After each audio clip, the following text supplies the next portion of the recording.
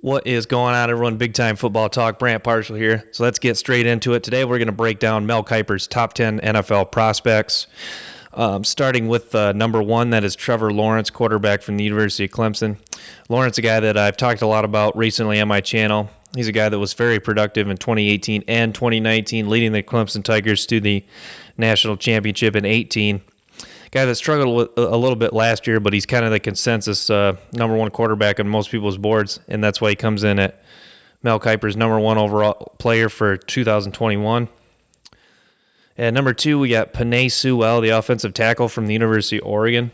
Sewell's a guy that I really liked his tape. Watch him. He's a great pass blocker, great run blocker. He's a guy that's kind of just plays fearless on the football field, a guy that I would love to have on my football team. And offensive tackle is just a position that is so valuable in the NFL now. So Sewell, likely a guy that you can pencil in going in top three unless he has an injury or something. But Sewell is a guy I really like, and scouts love him.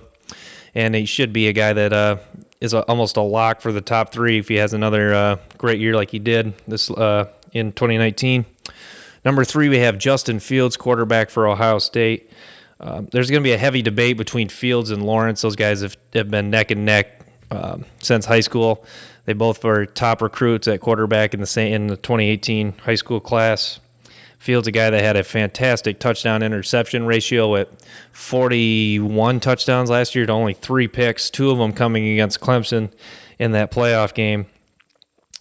But Fields is a guy with a lot of talent, strong arm. There is criticism about his accuracy at times because he had such great receivers that could make adjustments to the ball. But Fields is a guy that will be right there with Lawrence for the top three.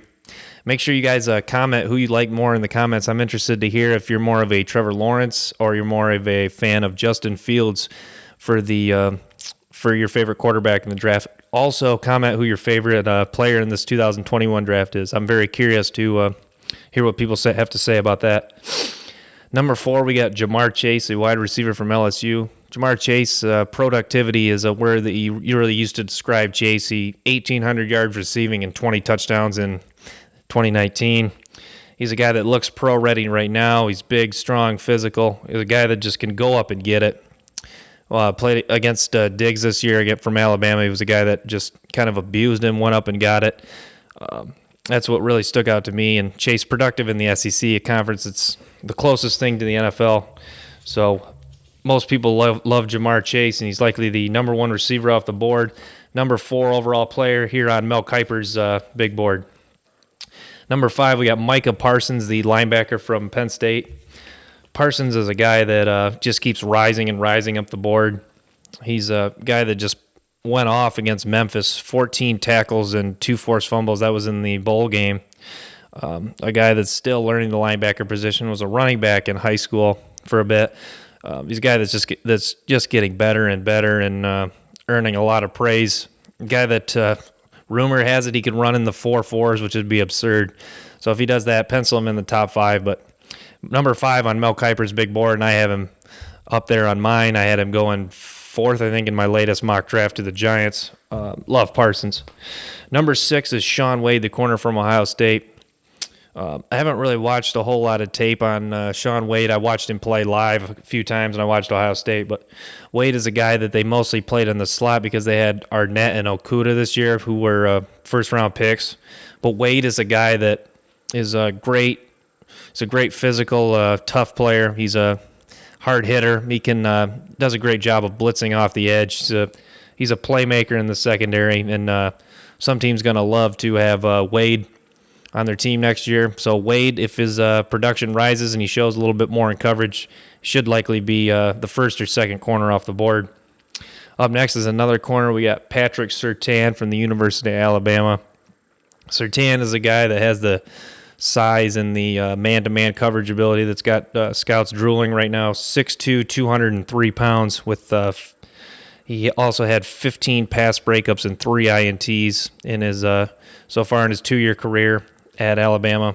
Watch for Diggs and Shaun Wade to be talked about as who's the best corner in the draft. So also comment below who you think the best corner in the draft is. I had Surtain a little higher on my board, but it's kind of a toss-up. Both are fantastic corners, and look for big things in 2020 from both those guys. Number 8, we have Rashad Bateman, the wide receiver from Minnesota. Bateman, what stands out to me is his hands. He's a guy that just makes crazy catches even when he's pretty well covered. He's also, like Chase, a big physical frame at 6'2", 200 pounds. He's a guy that really exploded in 2019 with production. Really like Bateman a lot as I've watched more film on him the last few days. So Bateman comes in at number 8 on Kiper's big board. I did not have him in my latest mock draft, but might be regretting that, as Bateman is a guy that to watch out for in 2020 and a receiver that just keeps getting better and better.